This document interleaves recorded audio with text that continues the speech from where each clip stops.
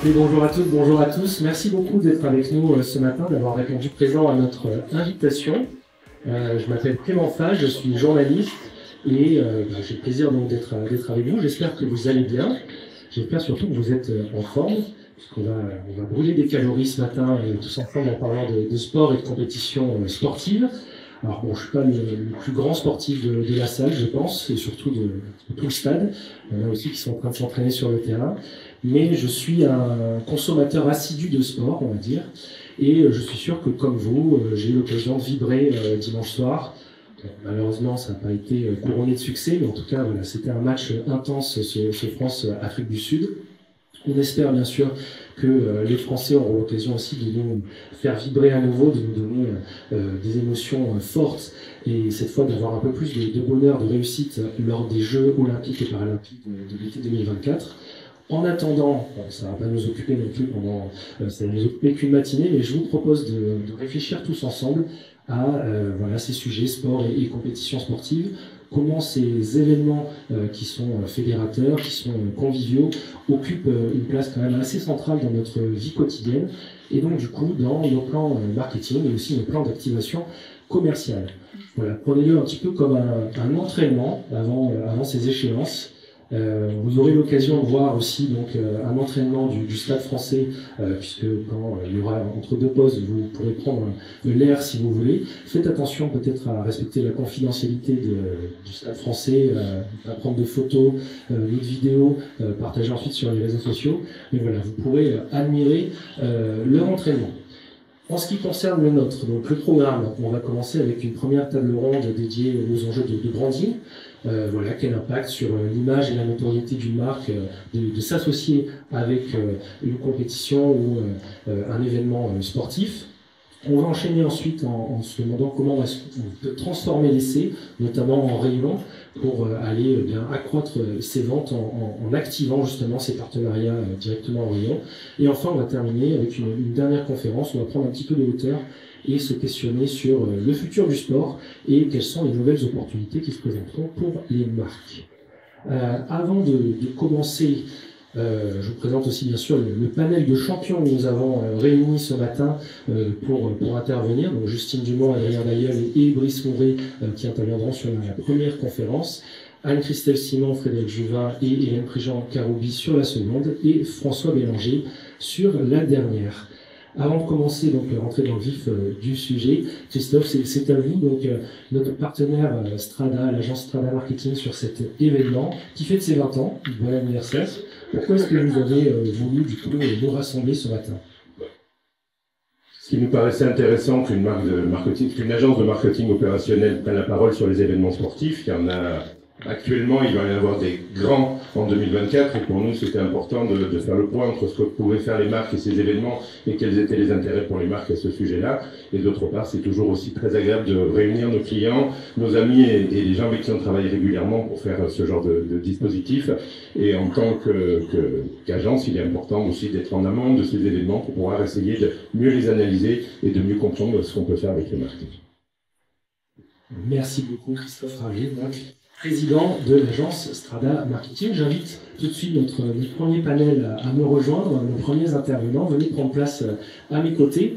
Donc une première conférence, les clés pour réussir l'association de votre marque à un événement sportif. On va se demander comment sélectionner, quel territoire sportif une marque va pouvoir aller appréhender, quels objectifs, et puis comment surtout réussir cette association avec donc les membres de notre panel. Et on va commencer tout de suite avec vous, Justine. Normalement, ça fonctionne. Donc, Justine Dumont, voilà, vous êtes chef de projet événementiel et sponsoring chez Andros. Quand on pense à Andros et on pense marketing sportif, on pense tout de suite au rugby. Vous êtes fournisseur d'ailleurs officiel de cette Coupe du Monde de rugby, la Coupe du Monde actuelle. Pourquoi avoir sélectionné ce terrain d'expression pour Andros? Bonjour à tous déjà. Du coup, Andros et le rugby, ça fait des années maintenant que ça a commencé. Ça a commencé par un club local. Donc notre président, déjà je joue au rugby lui-même. On est nous dans les terres de rugby dans le Lot. Ensuite, donc on était partenaire du club local de Montenou, derrière du SAB, puis du Racing, du Top 14. Et donc tout naturellement, on s'est dirigé vers la Coupe du Monde de rugby. parce que le rugby, pour nous, c'est quand même un sport bien particulier, avec des valeurs communes à celles d'Andros, comme l'exigence, le respect, l'audace, enfin, plein de valeurs, je pense, qu'on transmet du moins chez nous. Le rugby est une grande famille, Andros est aussi une grande famille. Donc voilà pourquoi le rugby et pourquoi la Coupe du Monde chez nous avec Andros. Alors, vous avez rapidement évoqué donc cette progression, on va dire par capillarité de Brive donc jusqu'au top 14, ensuite la Coupe du Monde de rugby. Je trouve que c'est assez intéressant puisqu'il y a quelques années, quand on parlait de marketing sportif, on disait souvent voilà la fameuse expression danseuse du président qui va chercher des hospitalités ou qui va voilà se contenter de la visibilité sur le terrain, maillot et terrain. On sait que depuis le sport marketing est devenu un vrai levier avec énormément d'activation possible. Est-ce que vous pouvez nous détailler justement dans votre rôle de fournisseur officiel quelles sont les possibilités, qu'est-ce que vous faites? Alors effectivement, il y avait les danseuses du président, mais maintenant la Coupe du Monde et les événements, on va dire de cette ampleur-là, nous permettent à nous d'activer de manière 360 et c'est un levier super important pour nous maintenant qui rentre dans notre stratégie. Et effectivement, on a pu donc activer au niveau GMS, au niveau RHD, au niveau ingrédients, parce qu'on a aussi une partie avec les chefs. Donc c'est vraiment tout cet ensemble-là qu'on a réussi à animer en interne pour nos collaborateurs également.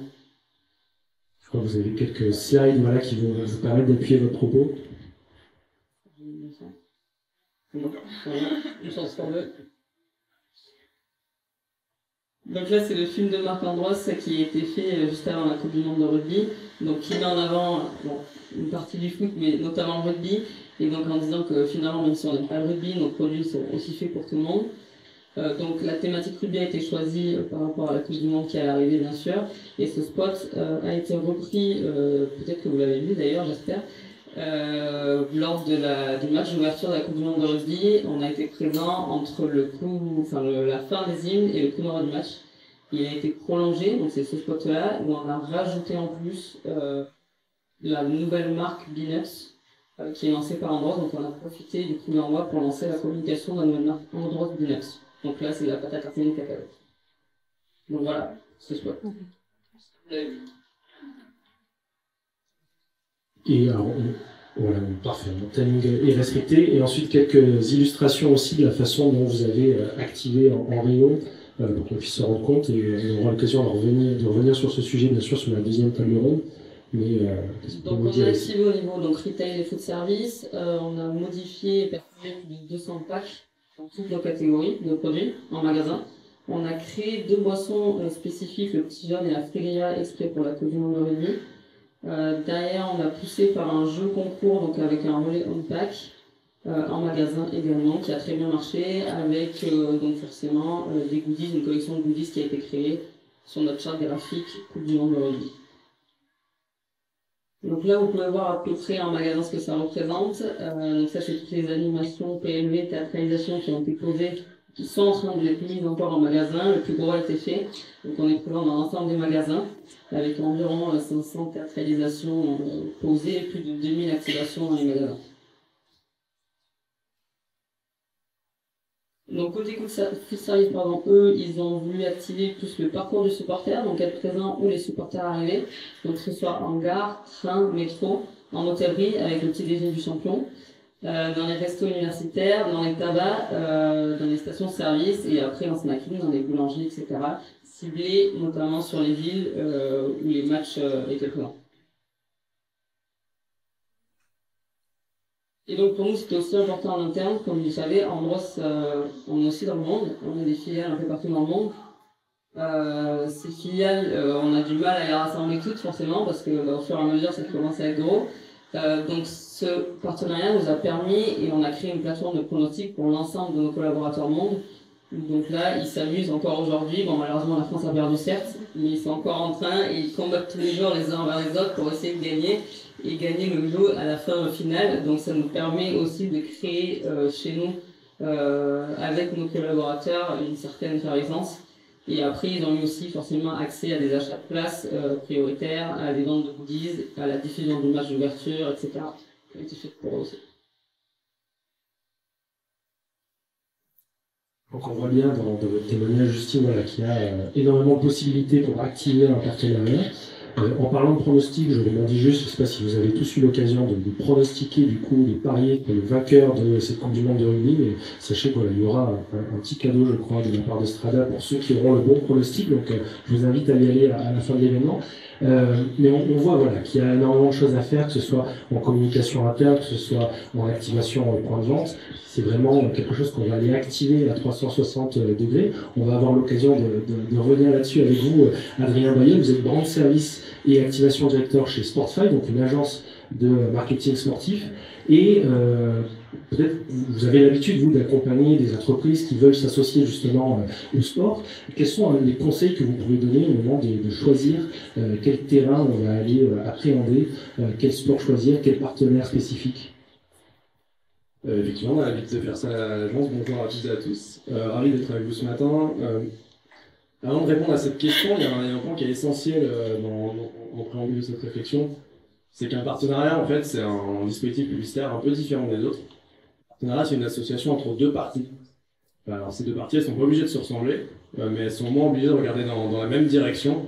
Et pour ça, elles sont obligées d'avoir un socle qui est commun dès le départ. Alors, Justine nous a expliqué que, en gros, c'était une évidence de par la nature et l'ancrage local de la marque. Mais il y a, je dirais, 4 étapes pour synthétiser cette réflexion-là. La première, c'est de choisir son territoire. Ici, on a vu un exemple sur le rugby, mais choisir son territoire pour une marque et une entreprise, c'est d'abord définir quelles sont les valeurs de notre entreprise et quel sport a les mêmes valeurs que nous. Donc, par exemple, si on a une entreprise qui est axée sur la performance, on va plutôt aller sur des sports mécaniques, des sports de voile, des sports comme la Formule 1. Si on est une entreprise qui est axée sur, je dirais, des valeurs de solidarité, on va aller sur des sports qui sont comme le rugby. Mais bref, chaque sport a un peu une déclinaison en termes de valeurs. Il y a des études très rationnelles qui le prouvent. Donc ça, c'est le premier point. Comment choisir son territoire? Il y a aussi 2 autres éléments à prendre en compte. La puissance du sport. Vous avez des sports qui sont extrêmement bien diffusés, comme le football. Vous avez des sports qui sont un petit peu plus confidentiels. Si vous êtes partenaire d'une équipe de volley ou d'une fédération de volley, par exemple, vous avez moins de chances d'être diffusé qu'un sport qui l'est d'autant plus, et donc ça a un rejaillit sur votre marque. Il y a aussi un élément qui est extrêmement important à prendre en compte, c'est la puissance de la concurrence sur ce territoire sportif-là. Il y a un exemple qui est très schématique, l'industrie de la banque. Aujourd'hui, si vous regardez chaque banque à son territoire sportif, vous allez avoir la LCL qui est sur le cyclisme, la BNP qui est sur le tennis, vous allez avoir Banque Populaire qui est sur la voile, vous avez la SOG qui est sur le rugby. Bref, ils se sont répartis en fait tous les territoires sportifs en fonction de leurs valeurs, mais aussi pour pas empiéter sur le secteur de l'autre. Donc ça, c'est le premier point, choisir son territoire sportif. Une fois qu'on a fait ça, pour chaque sport, vous allez avoir des typologies de partenariats un petit peu différents.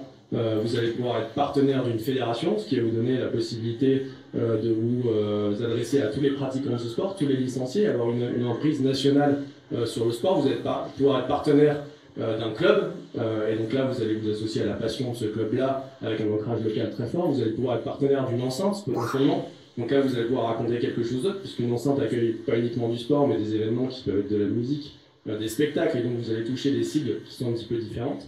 Vous allez pouvoir être partenaire d'un ambassadeur sportif, ça va vous permettre d'humaniser votre marque. Beaucoup de marques justement complètent leur investissement sur des événements avec la prise en compte d'ambassadeurs qui vont rapporter un peu de l'humain à leur discours de marque. Et une fois qu'on a choisi cette typologie-là, on va finalement choisir ce qu'on appelle nous l'asset, qui est au sein de ma typologie d'équipe, je vais choisir quelle équipe.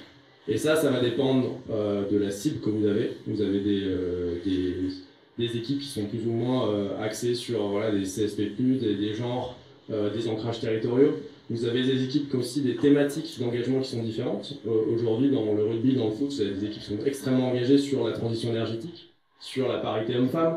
Donc en fonction de ce que vous voulez dire comme marque, le club ou l'équipe va être finalement le reflet très concret de ce que vous allez voir, sur quel sujet vous allez pouvoir vous positionner. Et puis le quatrième point, finalement, quand vous aurez choisi cet asset-là, donc ce partenaire-là, et c'est un point extrêmement important de le faire en amont, c'est comment est-ce que je vais définir mon package de partenariat. Donc là, vous avez vu toute une somme d'activations qui ont été réalisées. Ces activations, elles ont été réalisées parce qu'en face, il y a un contrat qui vous donne le droit de réaliser des contreparties. Et ces contreparties-là, elles varient d'un partenaire à un autre en fonction du montant investi et donc de la somme des droits qui sont alloués. Donc en fonction de vos objectifs que vous allez pouvoir, vous allez avoir des objectifs de notoriété, développement de produits, vous allez négocier un package de droits en conséquence. Peut-être un mot là-dessus, justement, Adrien aussi, on voit tout le potentiel, mais il y a aussi un facteur de décision, c'est le coût des partenariats. Est-ce que vous pouvez détailler un petit peu aussi ce niveau de coût en fonction des sports choisis, des types de partenariats choisis, et surtout, du coup, quels indicateurs vont permettre aussi à un annonceur d'aller mesurer la performance que va lui apporter ce partenariat? Bien sûr, alors les coûts ils sont évidemment relatifs au potentiel de chaque partenaire et ils vont dépendre de vos enjeux à vous. Plus vous allez être en face d'un sport qui est médiatisé, généralement plus le coût sera élevé et plus vous serez en capacité d'ailleurs d'identifier les retombées, ce qu'on appelle les retombées médias. Donc aujourd'hui dans le sport, le principal indicateur c'est une équivalence média. Donc on va mesurer votre exposition de marque sur un panneau, sur un maillot et en faire un équivalent média en estimant le coût de la page publicitaire en amont et en aval de cette exposition-là. Donc en fait, les tarifications, elles évoluent en fonction du sport et de son exposition et en fonction du rang de partenariat que vous avez. Donc il y a 3 rangs schématiquement, fournisseur officiel, partenaire officiel et partenaire principal, partenaire premium. Et ces 3 rangs vous donnent droit à un package de droits qui sont différents, du moins puissants au plus puissant. Et je crois qu'il y a des éléments qui sont extrêmement importants à prendre en compte dans le succès ou non d'un partenariat. Ce que nous on appelle les facteurs clés de succès de ces partenariats, c'est on parle du budget là, on parle du budget d'acquisition, mais il y a un budget qui doit être tout aussi important qui est le budget d'activation, c'est ce que vous avez montré là. Faut pas considérer qu'une fois qu'on a acquis des droits marketing, les objectifs vont être atteints naturellement par le partenariat. Il va falloir mettre de l'énergie en interne, c'est-à-dire mobiliser des ressources chez vous pour que ce partenariat fonctionne. Ça veut dire peut-être créer un poste, ça veut dire en tout cas driver des gens vers ce partenariat-là, mais aussi mobiliser des ressources en termes d'investissement pour que ces opérations elles aient lieu. Donc il y a aussi ce point important, c'est pour nous quelque chose qui est primordial, c'est aussi de faire en sorte que la plupart des gens dans l'entreprise soient sensibilisés à ce partenariat et pas uniquement les gens autour de la marque, pour que les personnes de développement commercial soient sensibilisées, pour que les personnes RH soient sensibilisées, parce qu'on se rend bien compte que les partenariats ne servent pas uniquement la marque, mais l'entreprise dans son ensemble. Merci beaucoup Adrien, on a fait un point intéressant, donc garder du budget, pas tout donner dans l'achat des droits et impliquer au maximum des personnes dans l'entreprise. Maurice, on va continuer avec vous sur la façon aussi opérationnellement d'activer ces droits, quelles sont les opérations à mettre en place du coup avec le budget qu'on a gardé de côté. Vous êtes Brice Mauret, cofondateur et CEO de Magic Garden, une agence de communication, agence événementielle mais aussi communication 360 degrés. Et peut-être avant de rentrer dans le détail sur les différentes manières pour un partenaire, une marque d'activer ses droits, juste revenir sur quelques chiffres que vous nous aviez fait aussi parvenir sur l'intérêt pour une marque de s'associer avec un acteur sportif. Donc on voit que donc ça c'est des chiffres d'occurrence, un sondage d'occurrence qui a été publié ce mois-ci. En collaboration avec le Sportsora, effectivement, des publié une étude qui est assez intéressante sur différents aspects. Là, c'est juste un extrait de quelques slides, mais qui montre effectivement l'intérêt, la pertinence pour les marques de s'associer au sport en général. Là, il y a un focus sur ce slide sur la partie JO, qui est évidemment l'actualité à venir.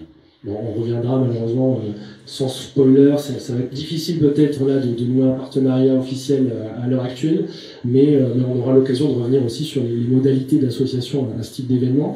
Et donc voilà, on voit que ça permet de travailler l'ensemble des éléments, des items du branding de la marque.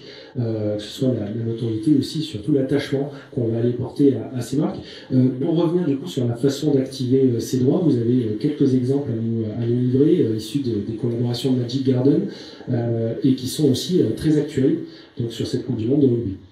Peut-être juste avant de montrer quelques exemples, effectivement je voulais rebondir sur les propos d'Adrien. Effectivement, je pense que l'importance de prévoir un budget suffisant pour activer son partenariat est vraiment, je pense, essentiel pour le succès de l'ensemble. Nous, c'est vrai qu'on a parmi nos clients groupe BMW qui ont commencé à accompagner en tant qu'agence libre en 2018. Ils étaient à l'époque partenaires du 15 de France, mais c'est un partenariat à grandeur, effectivement. C'est-à-dire qu'à l'époque, les performances n'étaient pas forcément au rendez-vous. C'est un partenariat sur lequel ils n'avaient pas mis du côté des moyens suffisants pour bien activer, donc ils avaient dépensé quand même pas mal d'argent pour les droits. Mais au final, ils n'avaient pas préservé le budget pour bien l'activer, donc au final, c'était pas du tout intéressant pour eux. Ils ont fini par sortir de manière prématurée du contrat. Alors je sais pas, Adrien, s'il a eu des habitudes, mais souvent, nous, on a des partenaires qui disent voilà, pour 1 euro, oui, bon, on aura au moins 1 euro pour l'activer. Je sais pas si c'est lui ça. Plus de data là-dessus sur le ratio. Tu constates en général maintenant. C'est ravi qu'ils mettent 1 euro pour 1 euro. Ok.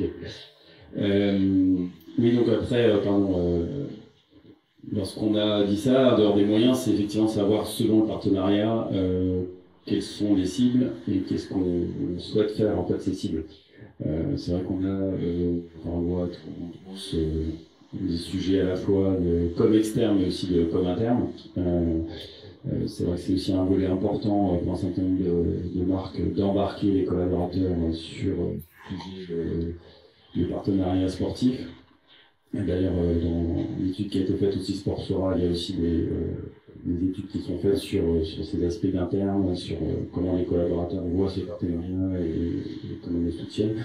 Et c'est vrai aussi qu'on est toujours, nous aussi, à pousser nos clients à faire des études pour évaluer la performance et l'efficacité de ce qu'ils mettent en place dans le cadre de l'entraînement sportif. C'est vrai qu'il y a en l'occurrence, c'est pas le seul cabinet, il y en a un autre, mais effectivement, pour ça, c'est important de mesurer, de se rendre compte de l'efficacité. Ça permet aussi aux directions sponsoring de justifier potentiellement auprès de la direction générale, de la direction financière, l'efficacité aussi de ce qu'ils mettent en place, parce qu'il y a toujours cette question au final par rapport aux investissements, voilà, quel est le ROI.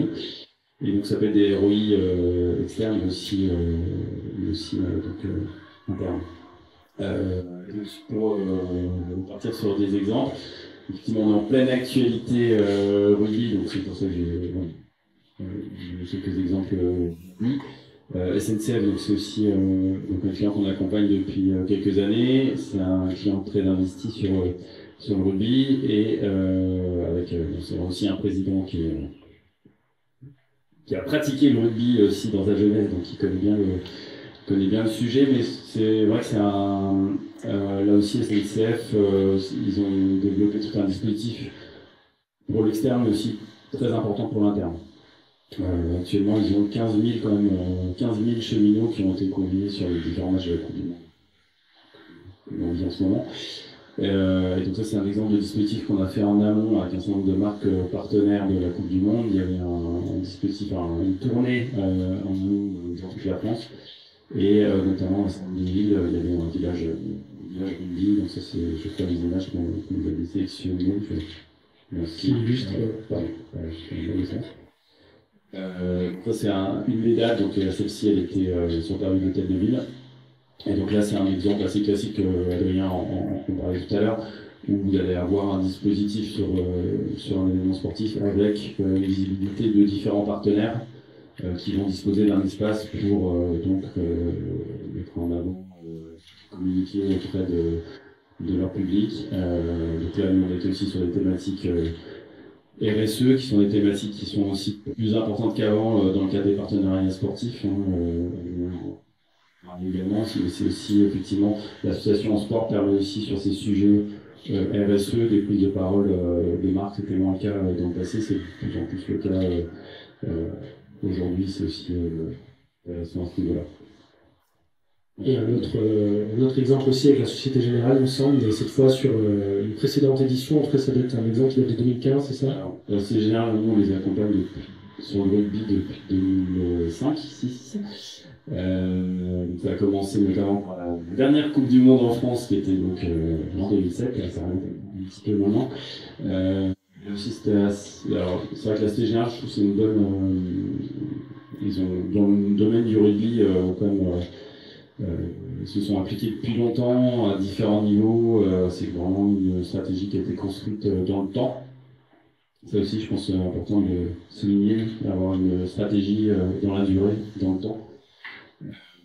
Si on prend le cas de ce que nous on a pu faire, en tout cas pour ce client, en 2005, on était en charge de tout ce qui était comme externe, marketing digital autour de leur partenariat Coupe du Monde. Et déjà, c'était très en amont commencé déjà à prendre la parole et s'approprier le partenariat. Donc nous, on a commencé le J-365 par un coup un peu RP, entre guillemets, médiatique, même si les réseaux sociaux à l'époque n'avaient pas la puissance d'aujourd'hui. Je ne crois pas qu'on ait des images, mais on a fait un match de rugby à la verticale sur leur siège historique à côté de l'Opéra Garnier en conduisant les journalistes, avec après une conférence de presse dans la salle des coffres, à TRB, le trophée, etc.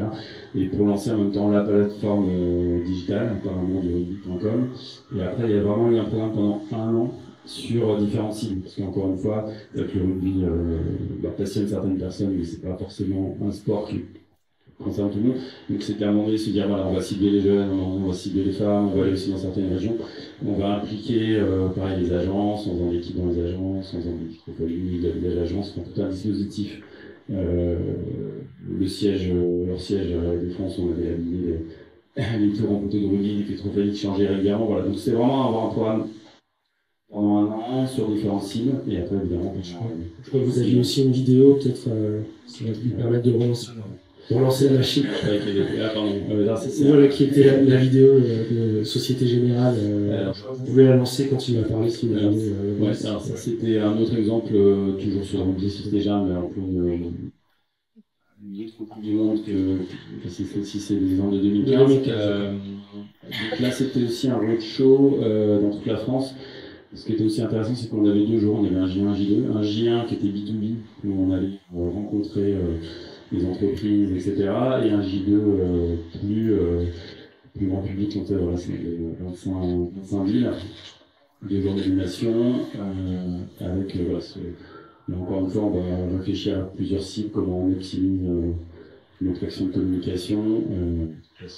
Sinon, il y a quelques exemples via cette vidéo, mais là actuellement sur la Coupe du Monde en cours, on a aussi des dispositifs évidemment d'animation pour la Société Générale, merci différents dispositifs. Alors, on a bien sûr, dans le cadre nous oblige, on a beaucoup parlé aussi de rugby, on va peut-être aussi se projeter, parler des jeux. Cet été, Adrien, aussi vous accompagnez des partenaires du CIO. Est-ce que vous pouvez peut-être nous détailler aussi les activations qui sont prévues et rattacher ça? Tout à l'heure, vous évoquiez l'importance justement de raccrocher ses valeurs à celles de son partenaire sportif. Illustration avec EDF que vous accompagnez sur les prochains jeux. Oui, effectivement, donc, nous on accompagne EDF depuis 4 ans dans sa stratégie de partenariat, ils sont partenaires de Paris 2024. Et l'enjeu des partenaires de Paris 2024, c'est de faire en sorte que ces partenariats vivent au-delà de Paris, même si ça s'appelle Paris 2024, mais il va y avoir des épreuves un petit peu partout en France, mais que c'est un impact pour tous les Français en fait. Et quand je parle d'impact, c'est vraiment un enjeu majeur des partenariats d'aujourd'hui. Comment est-ce que je peux faire d'un partenariat un levier pour prouver mon utilité? Vous avez tous, j'imagine, cette problématique aujourd'hui. Comment moi, en tant que marque, je peux être utile, parce que c'est ce qu'attendent les consommateurs. Comment est-ce que je peux m'engager?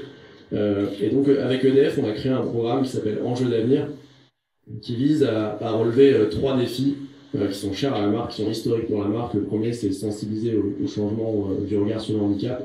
Le premier, c'est un enjeu qui est naturel pour eux, c'est accélérer la transition énergétique.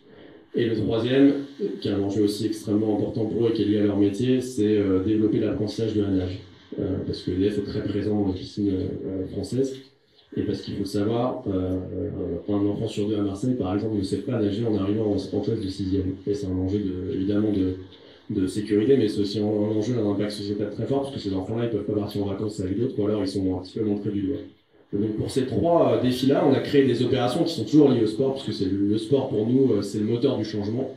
Typiquement à Marseille, on a créé une opération, on a fait venir des nageurs olympiques comme Florent Manodou, des nageurs paralympiques comme Théo Curin, qui sont venus au cercle des nageurs de Marseille donner des séances d'initiation à des jeunes enfants marseillais qui ont appris pour la première fois à nager avec ces nageurs olympiques et paralympiques.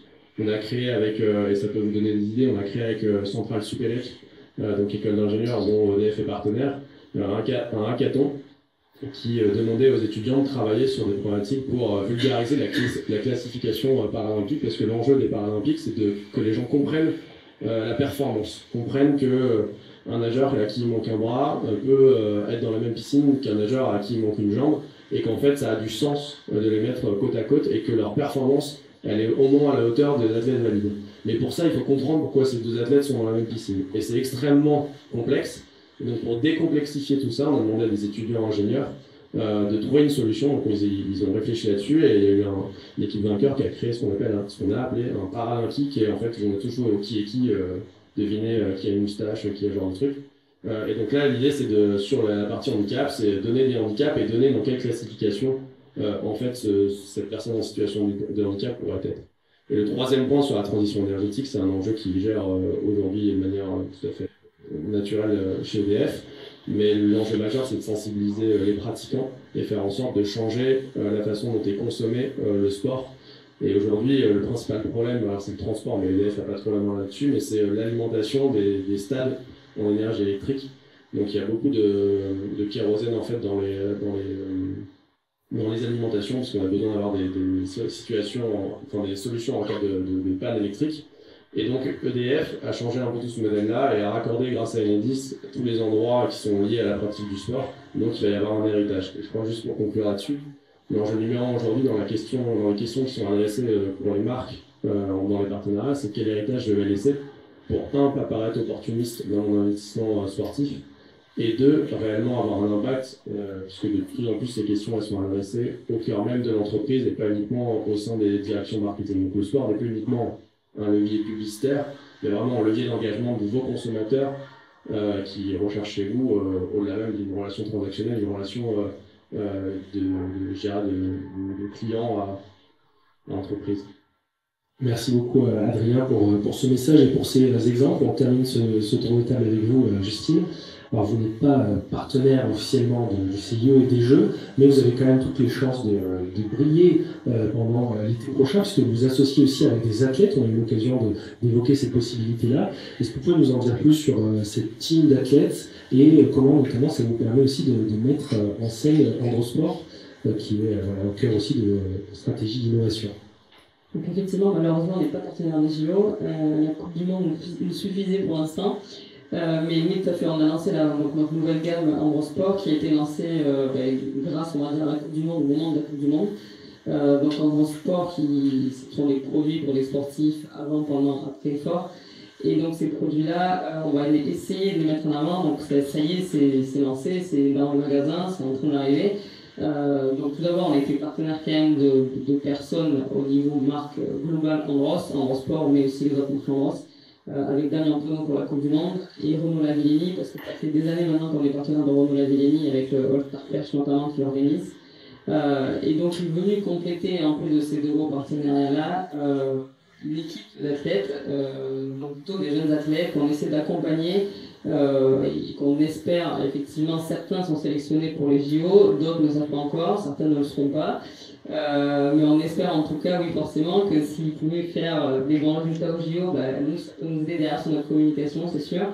Et donc, pour le coup, là, on vise sur cette équipe sur du multisport et pas focus sur un sport. Donc vraiment multisport, donc il y a de la lutte, il y a du golf, il y a de l'athlétisme, il y a des trails, qui sont des trailers, et on essaie d'avoir une personne par catégorie, le rugby féminin aussi également, le foot. Donc là pour le coup c'est vraiment plus large et multisport. La stratégie adoptée pour Androsport. On espère en tout cas que ces athlètes-là vont aller loin dans les Jeux. Et bien sûr, tout est très réglementé quand on essaie de s'associer aux Jeux, peut-être qu'on peut le rappeler aussi. Mais il existe des moyens détournés de pouvoir capitaliser aussi sur la tenue de cet événement en France l'été prochain. Si vous voulez réagir. Oui, tout à fait. Ce que je veux juste préciser, effectivement, c'est que les Jeux, effectivement, ils ont quand même, et heureusement, il y a des droits, donc pour tout partenariat. Nous, les premiers pour la Coupe du Monde, on a signé des droits, donc on est quand même heureux, comme d'autres qui n'utilisent pas ces droits-là, forcément. Donc nous, et ça sera pareil pour les JO, malheureusement, on n'a pas les droits. Mais effectivement, on essaiera, du moins via nos athlètes, si on a la chance d'eux. Mais en aucun cas, on pourra utiliser la charte des JO et des Jeux Olympiques. Merci beaucoup en tout cas à tous les trois pour votre intervention ce matin. Vous ne vous relâchez pas pour autant, on va avoir un petit moment peut-être d'échange s'il y a des questions avec le public, mais pour vous laisser reprendre votre souffle.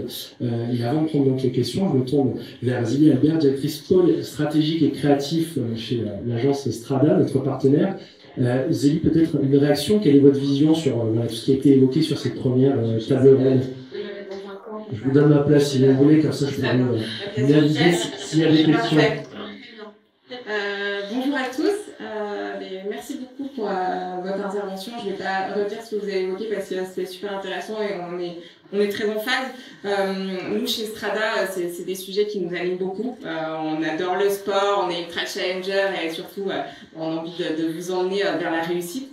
Ce qu'il faut savoir aussi, c'est qu'on est tous de grands sportifs à l'agence. On le met très en avant. Si, Christophe. Et donc, comme Justine l'a évoqué, Brice et Adrien, c'est vrai qu'on peut être partenaire et on ne peut ne pas l'être. Mais pour nous, c'est quelque chose qui est super important de prendre la parole auprès des shoppers au plus près de où ils sont, donc de l'acte d'achat, pour vraiment faire rayonner ce sujet du sport, pour transformer l'essai, j'ai envie de dire, leur faire vivre l'expérience, que ce soit du rugby ou des JO. Enfin, il y a plein de leviers, de synergie, de bon sens à trouver pour exprimer tout ça et faire partager cette synergie du sport avec eux. Donc on s'attache à faire tout ça au sein d'un trio d'experts chez Strada, partie conseil, stratégie et créative. Voilà. Merci beaucoup Zélie. Avez-vous des questions dans l'assistance à poser à nos intervenants? Et sinon, c'est qu'ils ont été totalement complets et très intéressants. Merci beaucoup à tous les trois. Je vous demande de les applaudir.